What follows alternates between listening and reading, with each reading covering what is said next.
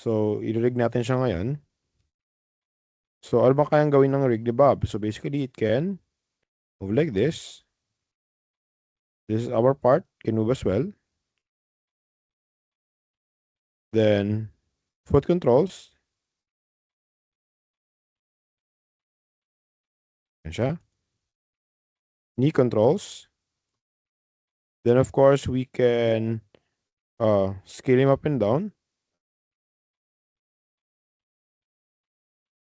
Meron tayong control for the hips. And it can squat and stretch. And also, it can do blinking.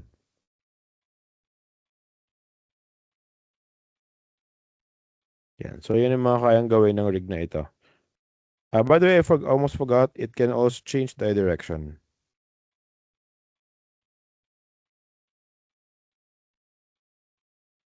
Okay, let's begin.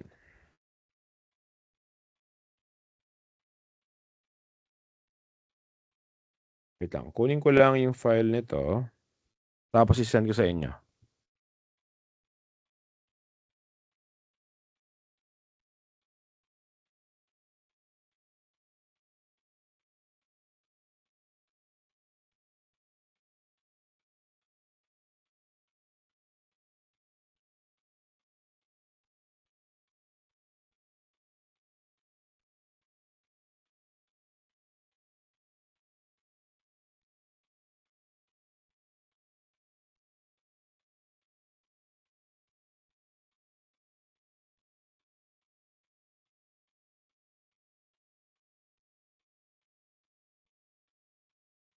Okay. So, ito guys ha. Kunin ko lang yung file.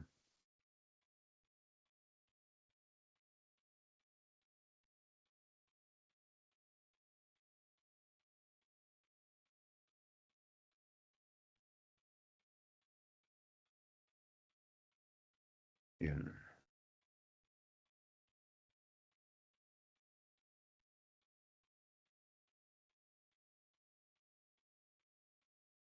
Okay, let me just check if this is the correct file. Lang ah. Ayan. So, mukhang ito yung correct file na kailangan ko. Sige, I will be sending this one to you. Ilagay ko lang sa GC natin.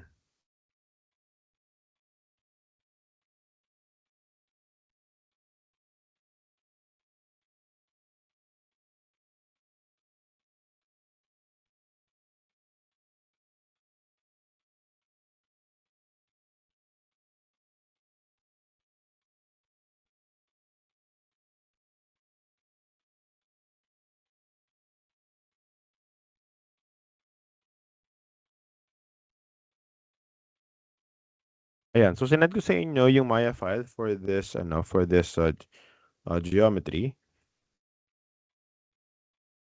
So, itong model na ito, sinend ko sa inyo sa GC natin. Can you confirm kung lumalabas ba?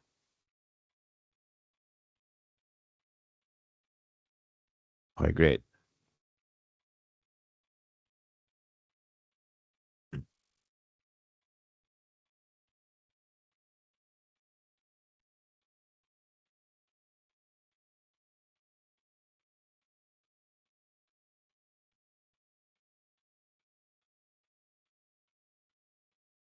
Okay, so start na ako guys ha. So again, don't worry, I am recording this, I am recording this demonstration para meron kayong reference later on. Okay, so I have here Bob. So ito yung pinaka-model niya. So we have 1, 2, 3. 3 geometries na kailangang ayusin, na kailangang i-rig. Yan. So the body, we have this antenna right here. And nandito yung kanyang mata. Dahil pa ito masali.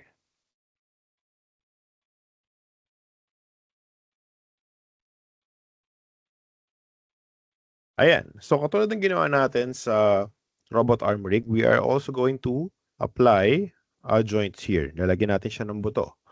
So just like what we did last time, we will be doing it in orthographic view. So for this one, I suggest magsimula muna tayo sa legs, tapos dun sa head niya, and dun sa sa iba pang parts. Okay, so in creating a skeleton for the legs, it is always best to start with the side view, either right or left, basta nasa side view kayo. Okay, I will be turning on my wireframe unshaded para kita natin in topology. And also, I'm going to turn on X-ray joints para kapag gumawa tayo ng joints, kita natin agad siya. Okay, so from here, I can go to my rigging shelf and use joints. Okay. I'm going to start first from this joint right here. So, 1. Hindi na ako show yung joint sa akin. That's 1. And then 1 on the knee. That's 2.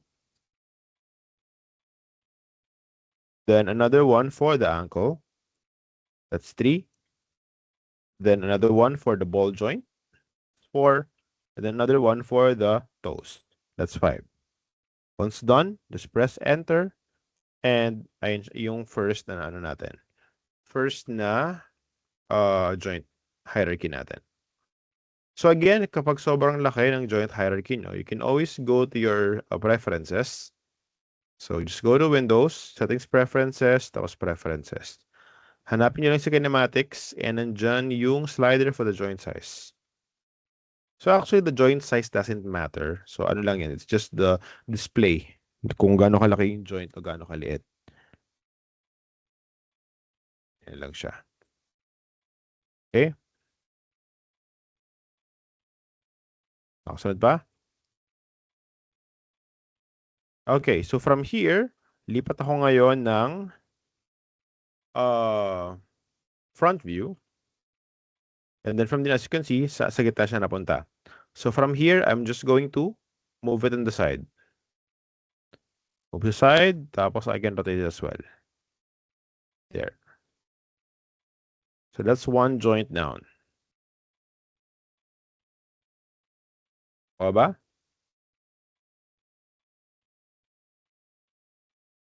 Yan siya ngayon.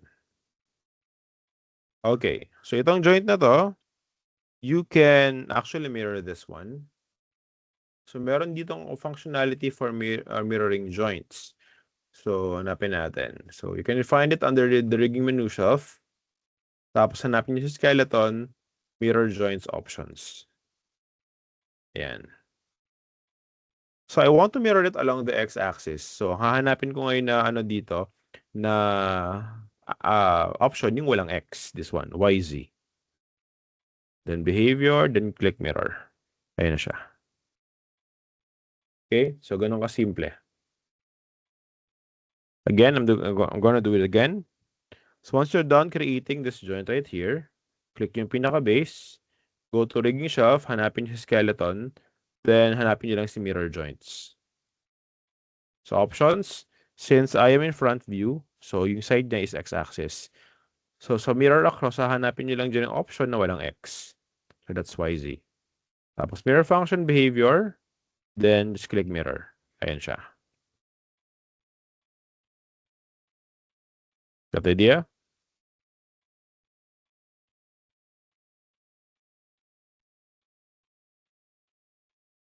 Okay, let's move on. So after dyan, gawa pa tayo ng iba pang joints. So I'm going to create another one here in the middle. So this will be my root joint. That's 1.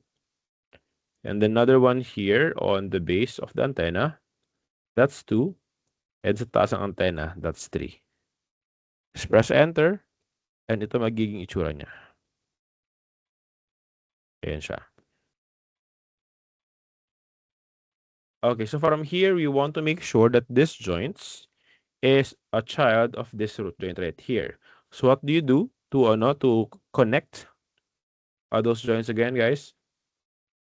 What can you do here to connect the joints? We can Parent. parent, that's correct. So select the children, select the parent, then just press Control P. Ay, sorry. Then just press P. Ayan siya.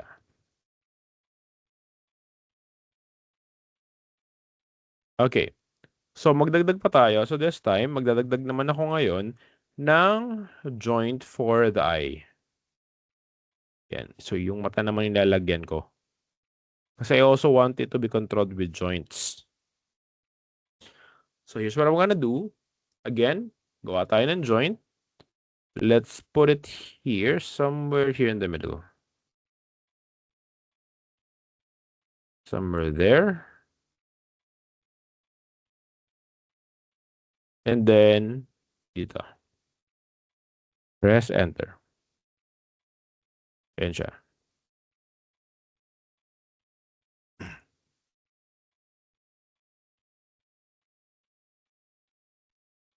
Ayan. So actually itong joint na ito, ang mahalaga naman dito is this one is the base. Siya yung magko-control dun sa buong mata. Yung itong nasa dulo, it's just there for us to show or to see the direction kung saan naka-facing joint natin. So just like what we did with the leg joints, I am also going to connect it to the root joint. Okay? Child, parent, P. Ayan siya.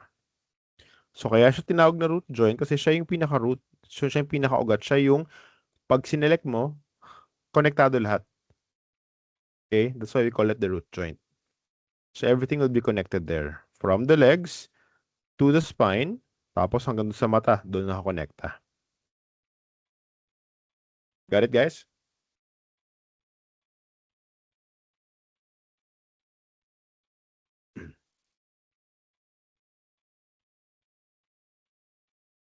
Okay. Next. So after nito, itago ko muna yung mesh. I don't need it right now. Ngayon naman, lagyan natin ng konting functionality itong skeleton na ito. Okay? First functionality that I'm going to show you is the functionality for the legs. So meron tayong tinatawag na inverse kinematics or IK. So usually, the way we animate this is just simple rotations, right? So this kind of manipulation is called FK or forward kinematics. Meron tayong tinatawag na inverse kinematics where we create controls that will allow us to control multiple joints at the same time. Okay, so paano ba nilalagay yun?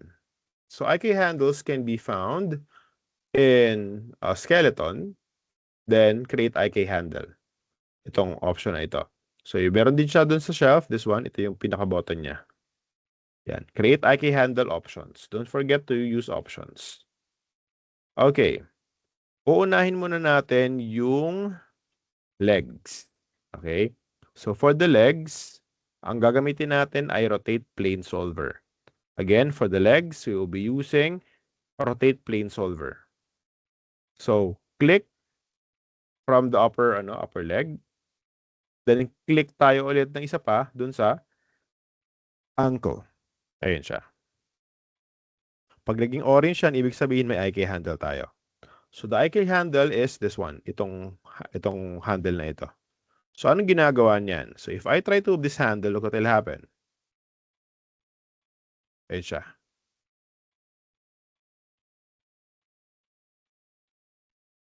Ayan. Got it? So I'm going to do the same thing with the opposite one. Again, gamit tayo ng IK handle options. Skeleton, IK handle options. And then make sure naka-rotate plane solver tayo. Tapos, pag naging crosshair, yung pointer natin, naka-IK handle na yan, just click the target. First target is from here, from the hips. And the next target natin would be on the ankle. Yan siya.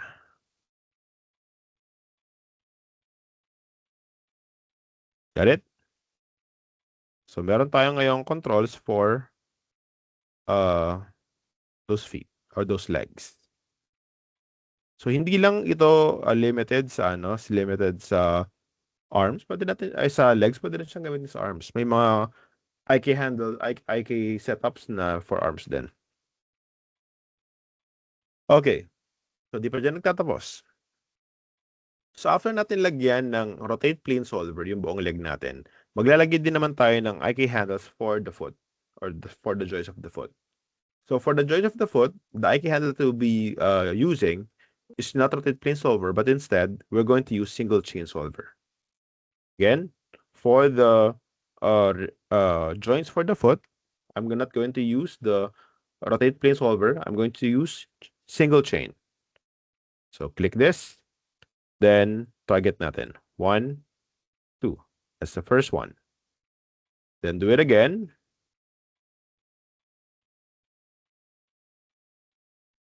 Rotate plane solver. 1, 2. Ay magiging itsura niya.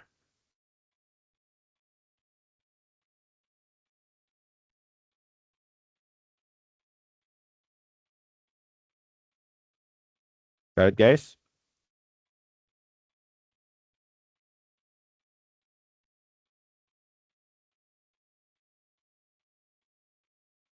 Okay, I'm gonna do the same thing with the opposite leg. Gamit tayo again, ng IK handle. 1, 2. And then another 1, 3, 4. Orange is blending. How about black? Kita ba? Mas okay ba yung black na background? Yan, okay. Yan.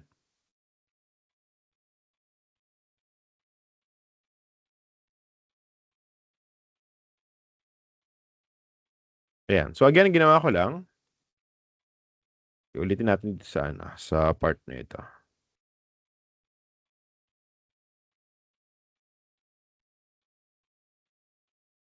Okay.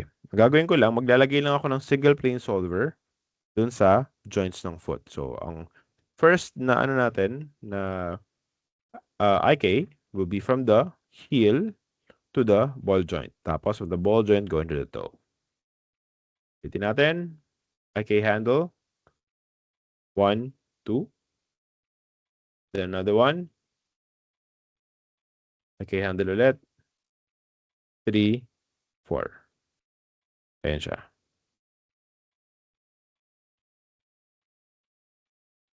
Got it?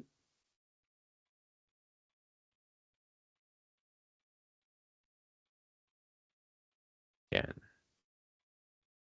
So actually, yan lang yung handle na kailangan nating ilagay sa dito sa foot or dito sa leg. So from there, we now create the controllers. Okay. So sisimplihan ko lang ulit yung paggawa ng controllers dito. It's going to create simple curves. Okay. So one controller to control the entire character. So that will be our global control. And then, lagay lang tayo. So, again, I want these controllers to be snapped in the middle of the joint. So, you just hold V as in victory, then use your middle mouse button. Tapos mag-snap na siya. Yan. I-resize lang natin ng konti. Double check. Kailangan nakalitaw siya or nakalabas sa mesh para selectable siya. Okay? Next, I'll do the same thing for the antenna. So, lilitan ko ng konti para may distinguishable kung para saan siya. There you go.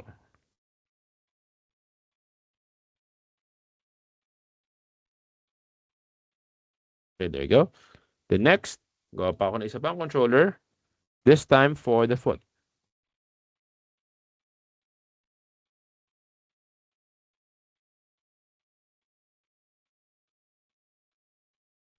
Then, lalakihan ko. Then, ibababa natin sa floor.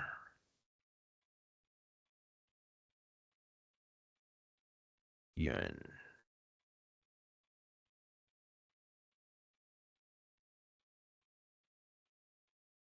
That's it.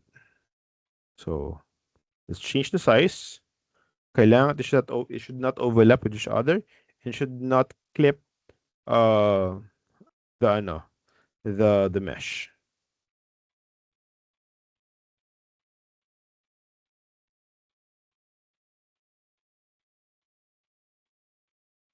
Yan. Okay, kulang pa tayo ng isang controller. This time, gagawa pa ako ng isang controller for the eye. So, itong sa mata na to, lalagay ko lang dyan. And then, harap. Then, gawin natin 90 degrees. Yan. So, I can change the size of this one. So, mangyayari, gusto ko yung mata, itatrack itong controller na ito.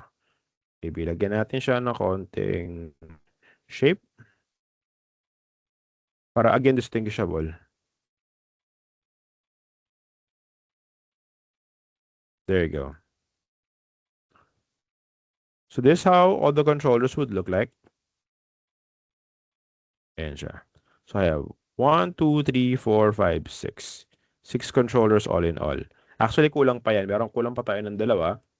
I'm going to add two more controllers, one for each knees.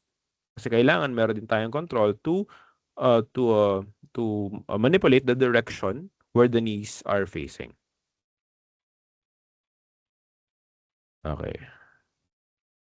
Same thing. Snap. Then isa pa. Snap.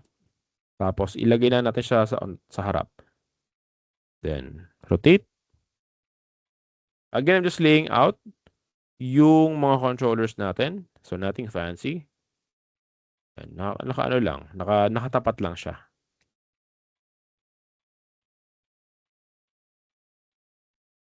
Ayan ang itsura nila with the controllers. So, I have 1, 2, 3, 4, 5, 6, 7, 8 controllers all in all. Nakuha ba? So, nagawa na naman natin to before sa robot arm natin, right? So, it's basically the same thing. Ang kaibahan lang, magkiiba yung form, syempre. But the idea is the same. Okay, so since pareho naman ang idea ito, after creating the controller, anong sunod na kailangan natin gawin? What do we do first with the controllers? Anyone?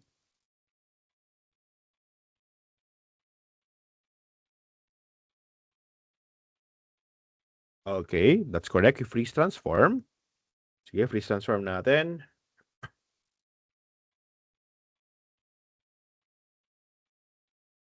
By the way, guys, hindi ko pa ata napakita. You can create your own shelf. So, gagawa lang ako ng shelf ko dito. Para lahat ng...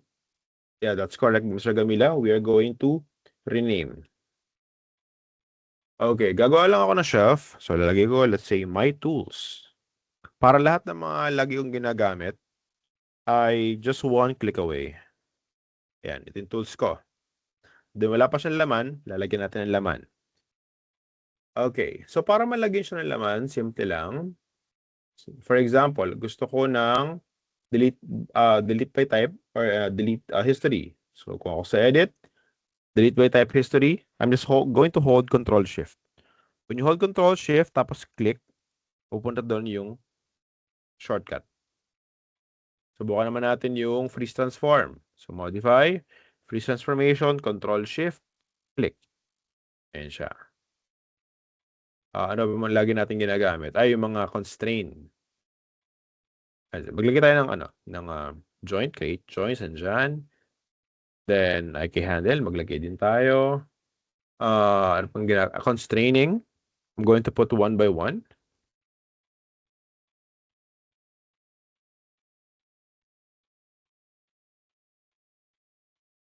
Okay, constraint tayo. Parent, point, orient, scale, aim, sa pull vector. Lahat ng constraint nilagay ko. So, this is very useful. So, if you want to create your own, go ahead. Then, lalagay din ako ng mga primitives. Let's say, polygon, sphere. Kailangan ko ng cube, cylinder, plane. Yan ang mga lagi kong ginagamit. And of course, kailangan ko din nung curves. Ayan siya, circle.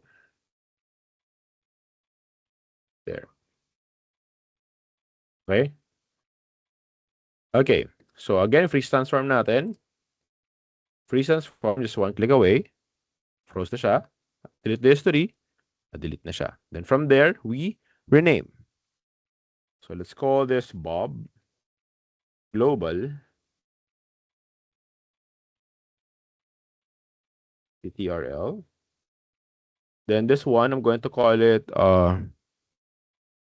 Bob Root Control. So root controller. Tapos ito naman sa taas, I'm going to call it Bob Antenna. CTRL. Then this one, ay teka, nawala yung controller natin sa mata. Na-delete ko ata. Idagdag ko na lang. Mabilis lang naman yan.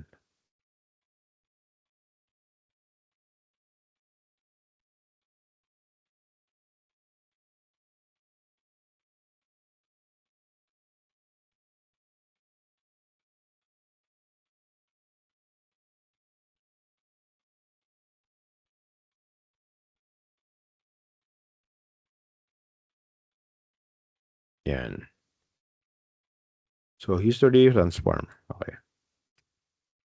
Next, this one is the left foot. Bob left foot control. Then isa would be Bob's right foot control. Then this one is the left knee. Left knee control. Tapos isa is the right knee.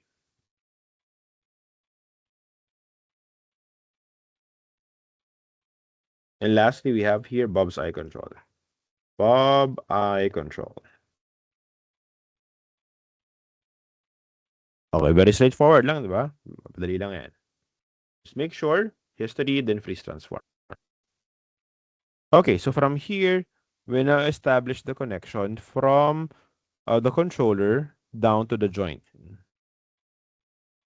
So, ano ginagamit natin to create connection between the controllers and the joints? Can you still remember?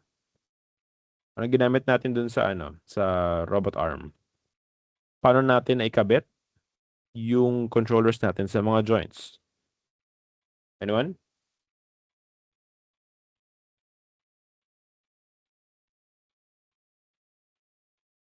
Can you still remember?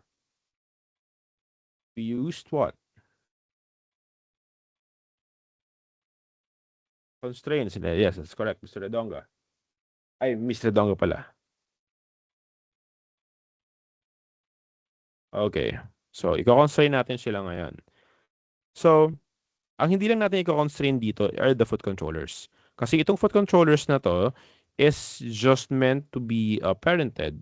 I mean, itong mga IK handles na to, it is just meant to be parented to the foot control. Okay, so ganito gagawin natin. So, I'll be selecting all the IK handles. Ayan siya. Select natin lahat ng IK handles. Not the joint ha, the IK handles. I'll be parenting it to the foot control. There. So that whenever I select the foot controller, automatic selected si IK handles. So lahat ng IK handles selected na. So makakontrol natin siya ng maayos. Same goes with the other one. I will be selecting all IK handles. Shift select the foot control, then press P to parent. And there you go. Ulitin ko, we do not constrain the IK handles to the controllers, but instead we just parent them.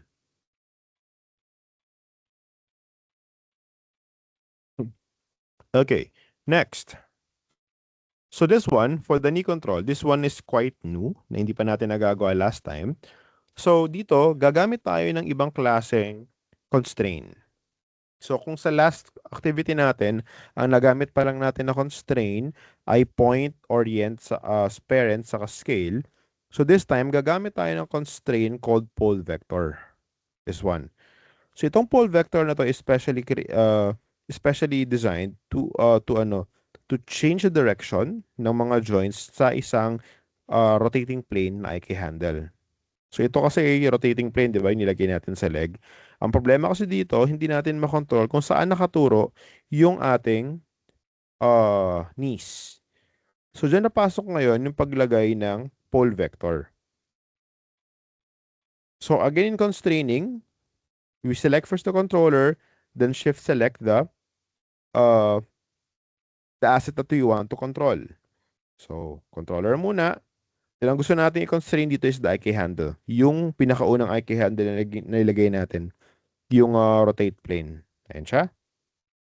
And then, we use pole vector. Ayan siya, pole vector. Ayan. So, kung mapansin nyo, magkakaroon siya ng parang line. Ibig sabihin, konektado na sila. So, how does it work? If I'm going to move this controller right here, look what will happen to the knee.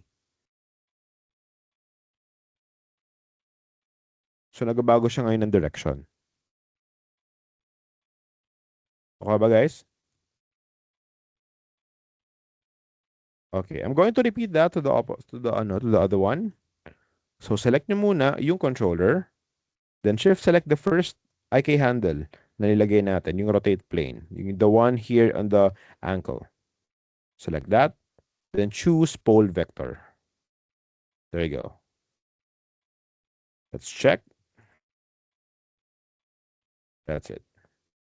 So, itong pole vector na to, usually, ang usability nila is basically side to side.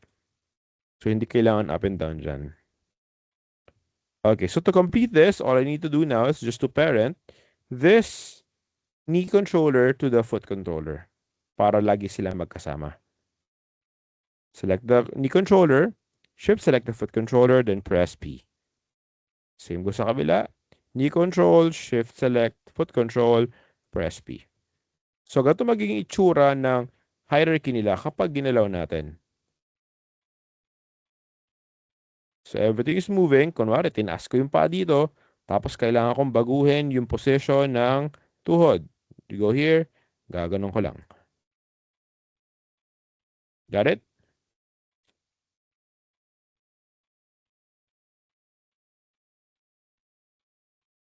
So, that's how it works. Okay.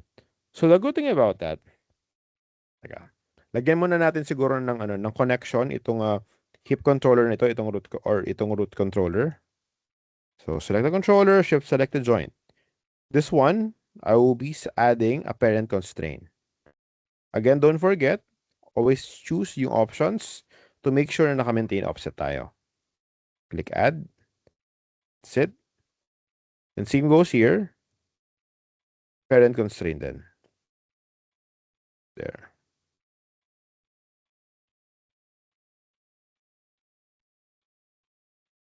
Okay. So, katulad sinabi ko sa inyo last time, as you can see here, if I try to move this controller, hindi sumasama yung ibang controller, hindi sumasama yung antenna. Ganito maging itsura. So, how do we make sure that the antenna is also following this hip or this root joint? What can we do? Kasi pag ginalaw ko yan, as you can see, naiiwan, di ba? So, what can I do here? We can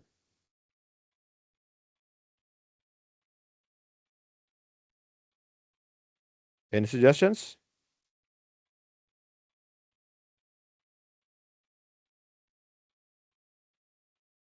We can parent, that's correct. So, i-parent natin siya. So, child, parent, P. So, if I try to move this, look what will happen. So, the knee or the foot will stay in place. Kasi naka-IK tayo. Kahit sabihin ko itaas ko pa yan, kasi itaas natin. Pag tinaas ko yung ginalaw ko, it will stay in place.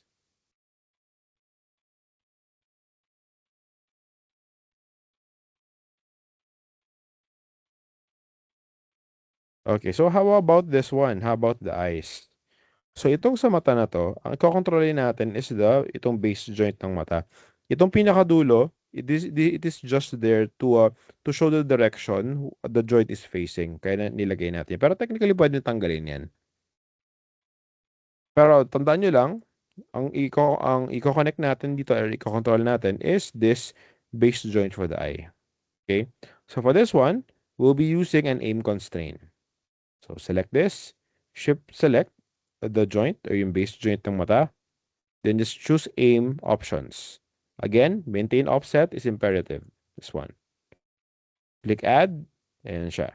So ano mangyayari sa aim constraint? Look what will happen to the joint if I try to move this on all directions. So it is now moving. Got it, guys?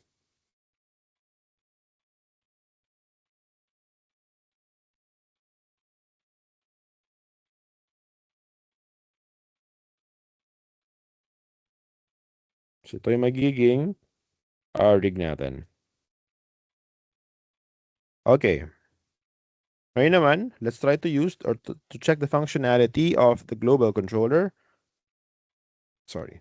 So the global controller is not controlling anything. So ano bang kailangan nyo kontrolin? Of course, I need to be able to control the hip joint.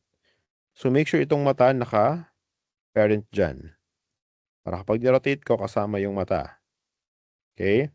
And then this hip controller should be parented to the global. Child, parent, P. There you go. And then yung foot controllers nyo should be parented there as well. Yan. Para kapag gumalaw, sabay-sabay. Movement-wise, rotation-wise is okay. Ang problema lang natin dito is the scaling. Diba? So, hindi siya nag-scale uniformly. Can you still remember how to add the scale constraint? What should I do first? Anyone? How do I add or how do we set up the scale constraint?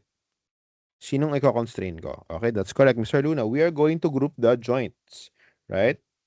So, punta kayo sa joint hierarchy nyo, just press Ctrl G. Let's call it the root group. Yan. So, itong group na to, siya yung dapat i-constrain natin sa controller. Okay? So, select this. Shift select the group. Then from there, we add two constraints. One is parent, and then the other one is scale. There you go. Let's check. It's moving. It is rotating. And finally, it's also scaling up and down uniformly.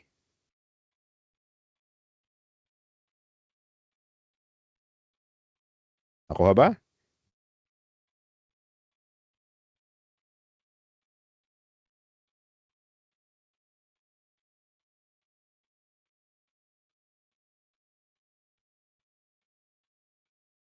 Okay.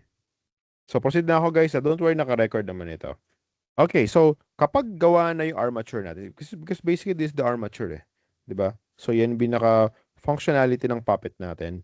So since gumagana na siya, ang susunod kong gagawin is to provide connection sa ating mesh. Okay, I now want to provide connection sa ating mesh. Okay? I will be selecting all the mesh or all the objects in my rig or in my model, and then I will be shift selecting the root joint. Shift select the root joint. There you go. And then make sure na nasa rigging menu set kayo. This one.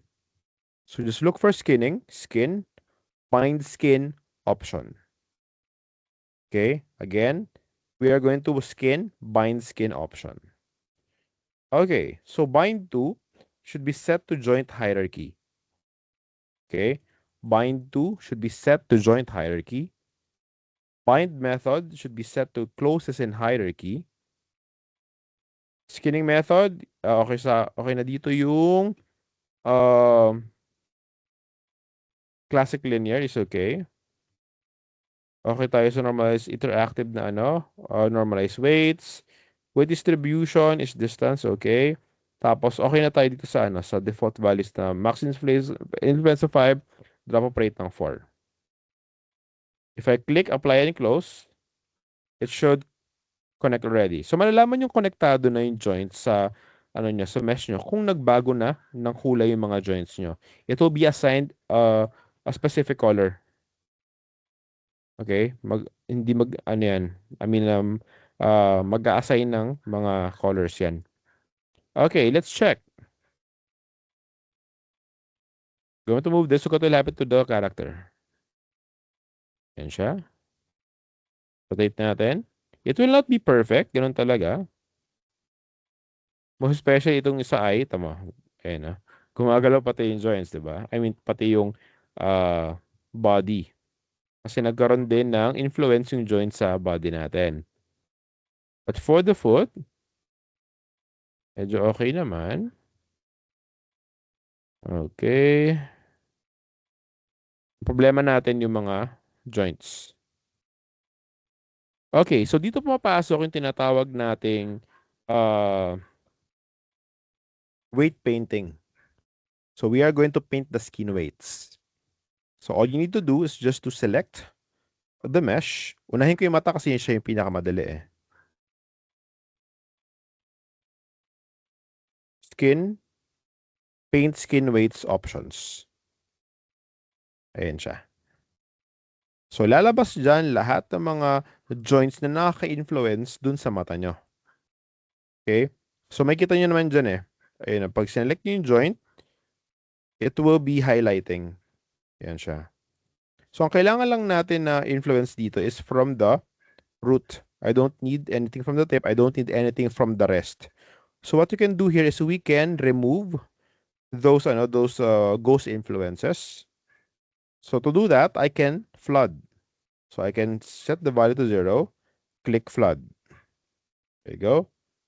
Next, dito rin, meron siyang influence dito sa leg, oh. So again, 0, flood. Joint 9, flood din, 0. Dito, tanggalin ko yan. I don't need this as well. Then, sa joint 27, I need to flood 100%. Kasi kailangan ko siyang dumikit entirely dun sa base joint na yan. I'm going to flood that. Joint 28, naka-0 dapat. Yan. There you go. Okay. Check natin. So, the eye is okay. Pero ang problema natin is the skin. So, ngayon naman ayusin natin the skin. So, I'll be selecting the skin. Same idea. We need to paint skin weights. Okay. So, ayun na. Joint 27, joint 28. Ayun sila dalawa. I don't need any deformation from these joints kasi pang mata lang siya. I can just flood it to 0. Ito yung value. Set it to 0. Click flood. Then same goes. 28, 0 flood. Okay. So, if I am going to move this now, it would move perfectly. Got it, guys? So, that's one way on how to fix this, just by flooding. Okay? So, mas madali yon kung hindi natin kailangan ng mga gradients sa skinning. Pero kapag pagdating sa mga sa mga joints mismo or sa mga dun sa mga parts na mga seams na tinatawag, kailangan natin siyang ayusin isa-isa. For example, the first joint will always be the root joint. Ito siya. Ito yung root.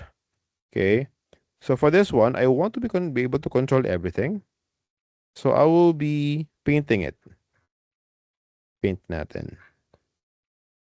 Ito yung mga influence niya.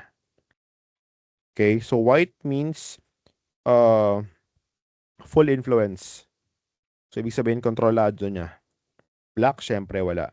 If you want, you can also use itong color ramp. Ay, sorry.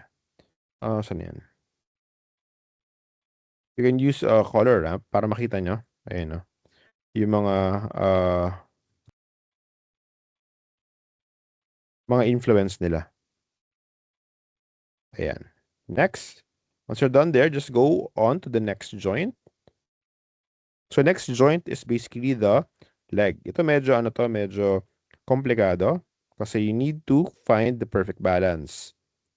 So ang ginagawa ko dyan, I'm going to smoothen this out. So tanggalan ko ng konti. The geometry will be your guide. Kung hanggang saan lang yung influence. There you go. Then from there, I'm going to hold shift to smoothen it. para hindi naman sobrang abrupt nung ano, ng ating deformation. Kasi yun yung kinokontrol natin yung deformation dito. I am just holding shift.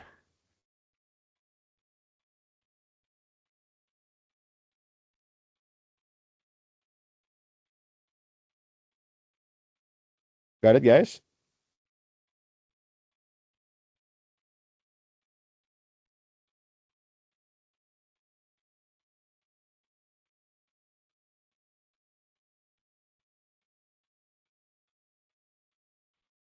Okay. So ito yung isa sa mga matrabaho kapag nagre-rig ka ng organic. You need to be able to fix this.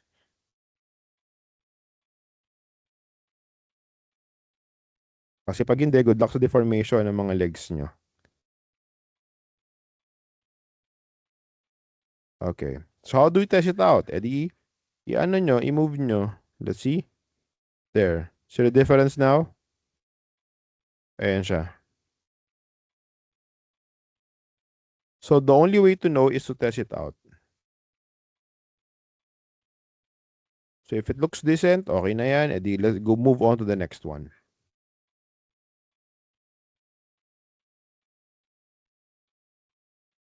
The next, this one. Tanggalan ko ng konti. So, tandaan nyo lang guys, ito sa mga joints na ito, mas magandang i-ano nyo siya, i-gradient nyo siya. So, para maging gradient, just hold shift. Para ano siya, kumbaga hindi abrupt yung transition.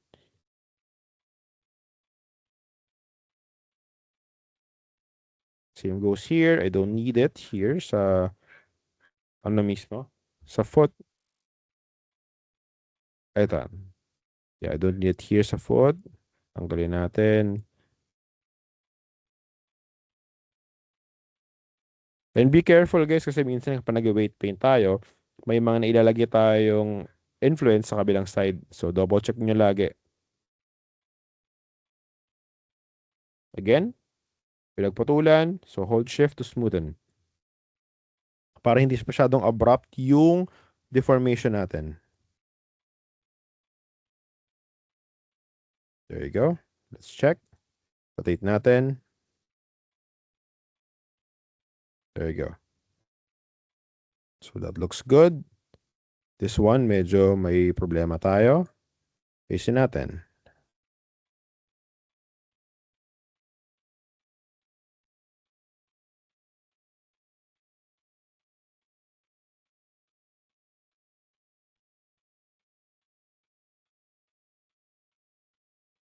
Ayun. So meron siyang influence mula sa baba.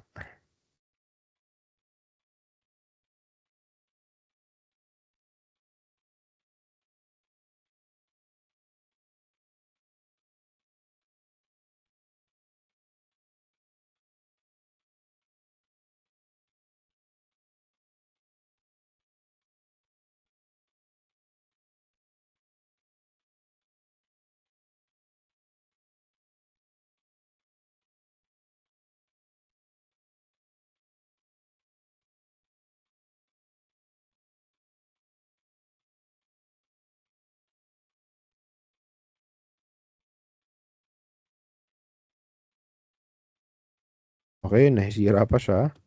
Hanapin natin ang culprit kung bakit nagkakaganyan. Usually, hanapin naman dyan is the influence itself.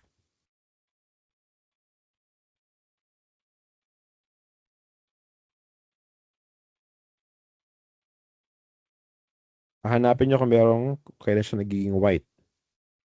Yan siya.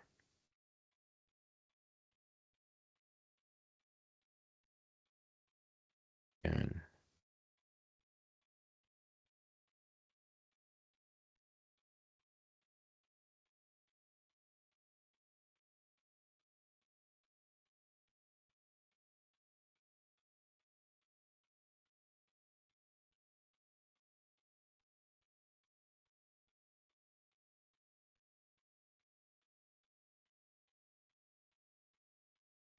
There you go. Okay, meron pa rin konti. Saan nanggagaling yan? Hanapin natin. Dito.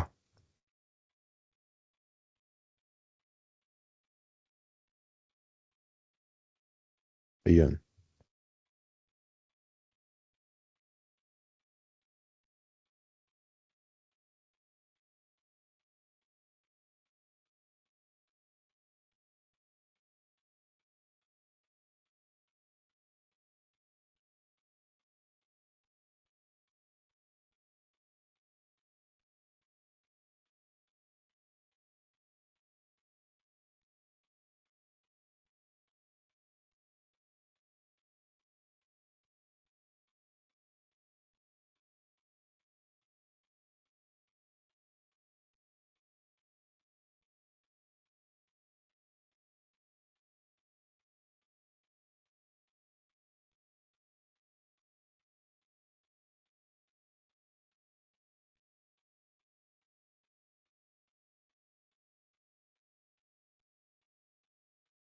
There you go.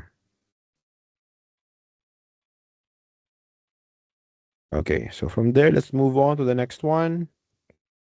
Okay ako dyan, okay ako dyan. This one, siguro, iano natin.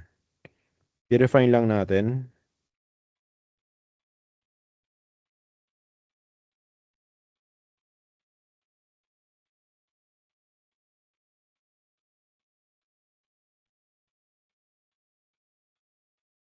Itong mga dulo guys, itong mga parts na ito, wala tong influence since ang role lang nila dyan is to provide a direction kung saan nakaturo yung mga joints natin.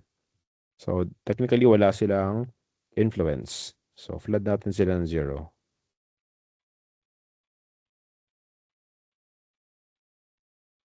Then, move on to the next one. And medyo sabog-sabog ba to?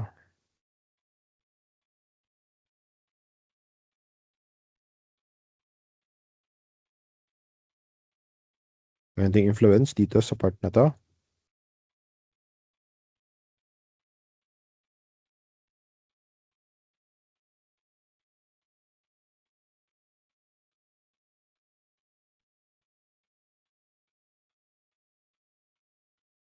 Yes, ganoon din siya.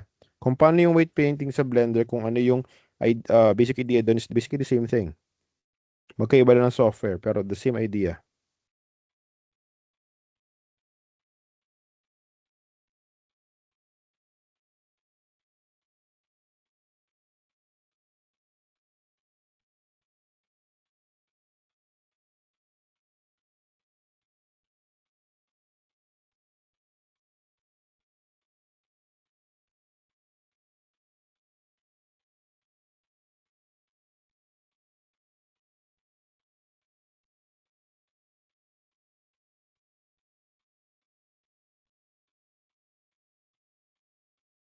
Okay. The part na to, I don't need any deformation on the foot.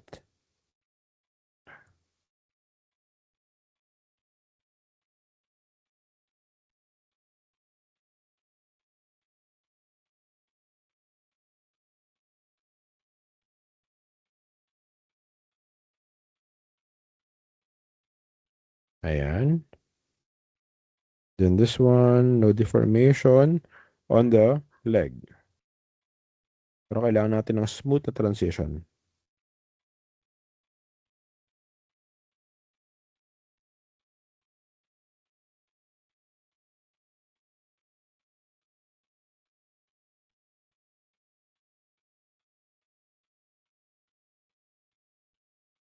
Again, guys, let the topology be your guide.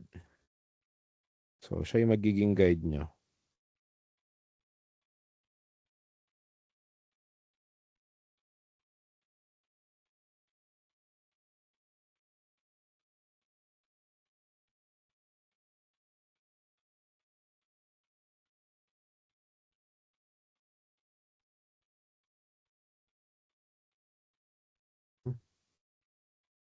So, next.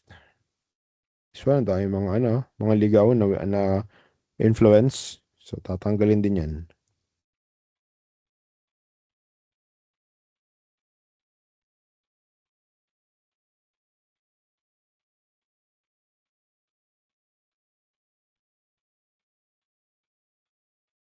Finally, the last point should have no influence at all. Zero flood.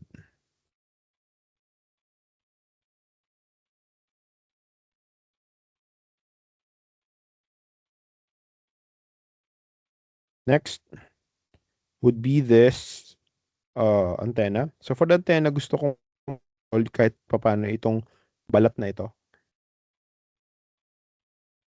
Yan, itong balat niya.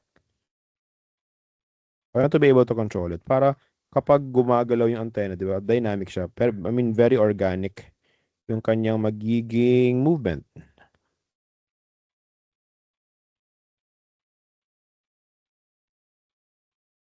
Tapos yung mga seams should have a gradient. So kailangan, again, ulitin ko sa inyo, hindi dapat abrupt ang deformation natin.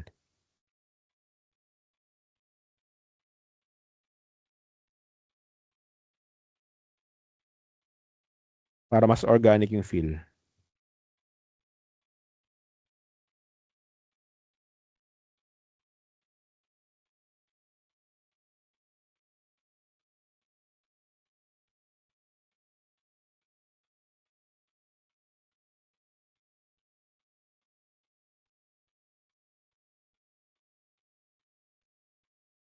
Okay, let's check. If I move this, it will behave like this. Yan. So as you can see, may umaangat itong part na ito. Hanapin natin kung bakit may ganon.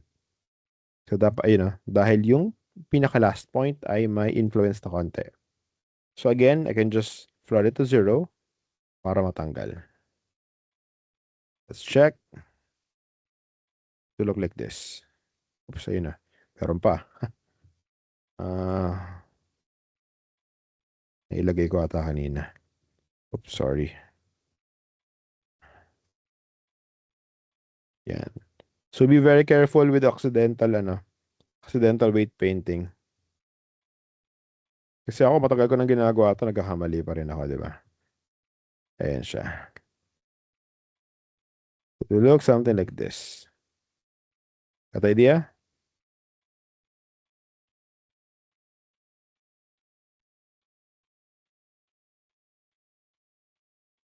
Okay, so for the antenna, double check natin. Again, ang may ano lang sa kanya, ang may influence lang sa kanya should be the base of the antenna. Tapos yung iba dapat 0 yan.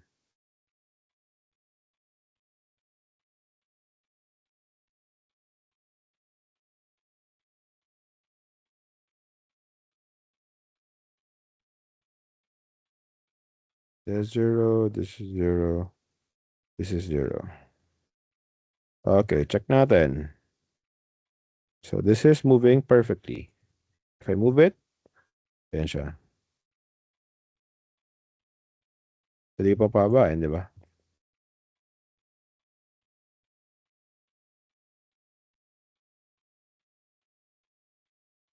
Okay, check natin. Movement. Yan, pwede pa ako i-improve dito sa leg na to. As you can see, nag-fold siya. Sige, ayusin natin.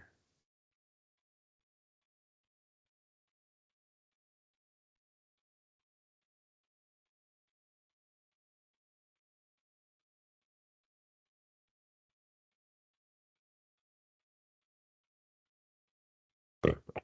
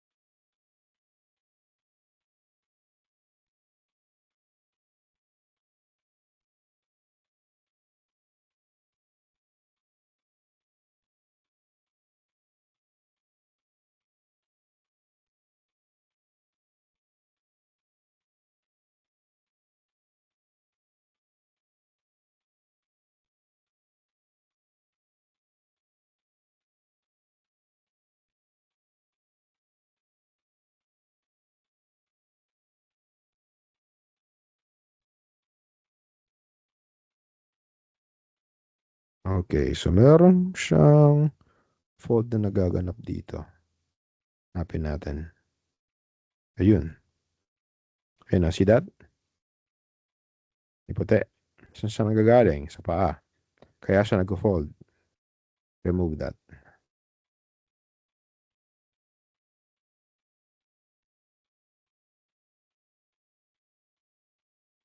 Okay, may konti pang natira. So this is very common, guys. Very common problem ito. Kaya isa to sa mga pinakamatagal na gawin kapag nag-rig tayo.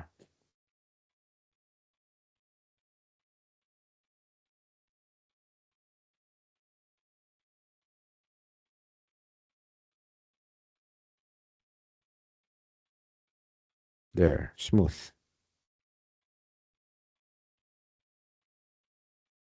So itong part na to, maybe we can still improve this. Dapat ganito maging itsura niya. Subukan natin.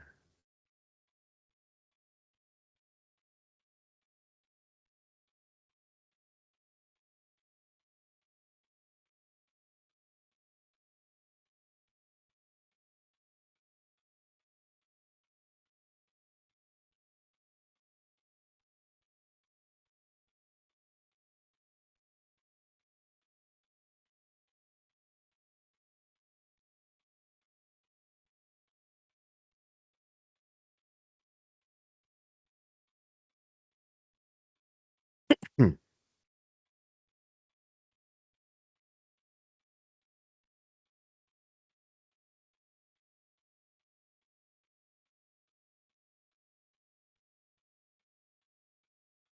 There you go.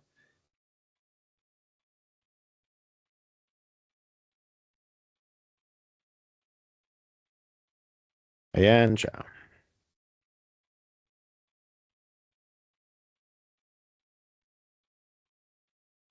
I-hide natin yung mga hindi kailangan makita. I'm gonna hide the IK handles as well.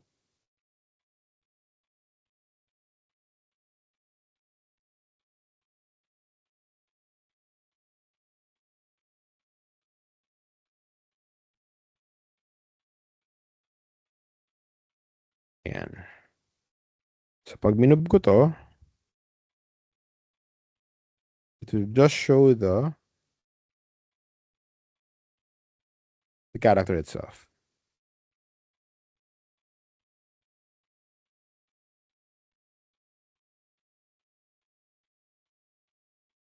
Any questions, guys?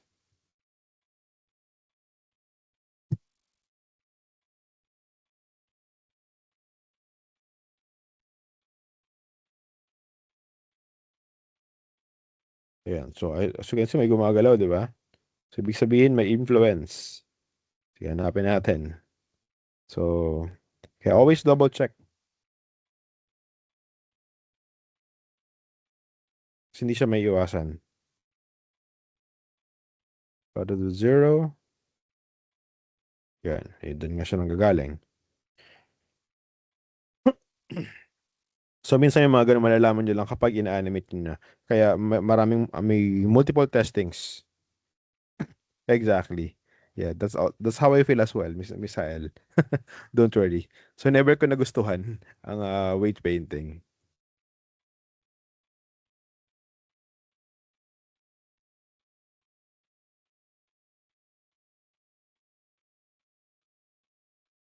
Pero isa kasi to sa mga kailangan nating matutunan.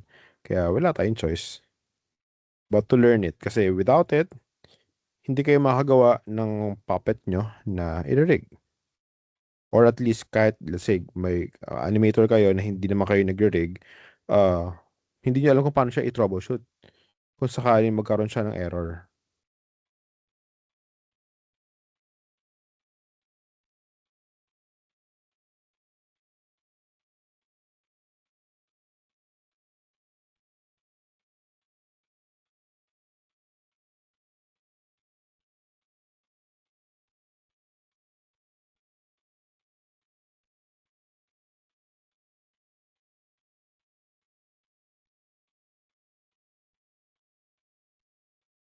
Kaya hindi gano'n kadami yung marunong mag 3D rigging sa Pilipinas.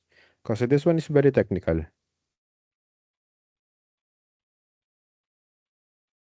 And not everyone is okay with being technical.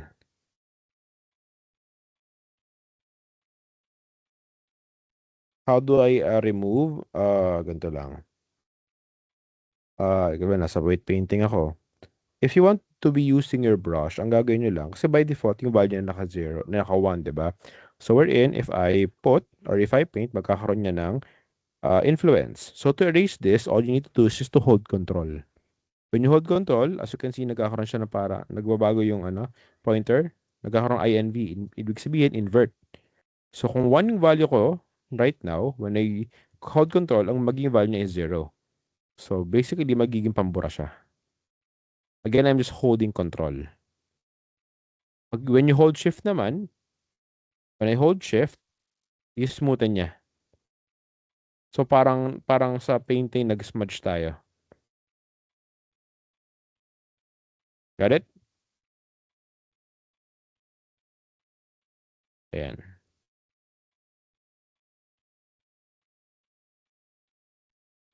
Ayan. So, I will stop here for now para hindi naman info overload.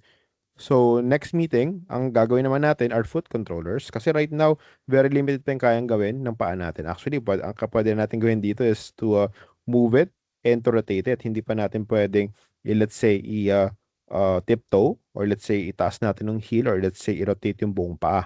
Hindi pa siya capable right now. Kaya may kailangan pa tayong i-adjust dyan. And finally, I will be teaching you how to use blend shapes so we can make this character blink. So si blend shape, pwede rin siyang gamitin for creating mouth shapes and creating other emotions. Okay, so I will stop here for now para hindi ganun kahaba yung video na kailangan nyo panoorin to set up this rig. Okay? So just make sure by next meeting, nakaset up na yung rig ni Bob para lahat tayo gagawa ng foot controls and lahat tayo gagawa ng blink. Any questions?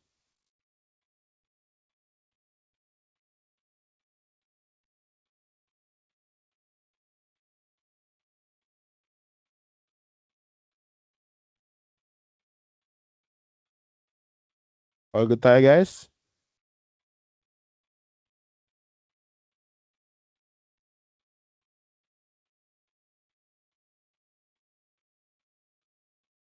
Okay, so again, don't forget to always save and create backups sa mga file nyo. Again, by nature, 3D is very nagko-consume ng ng memory ng computer.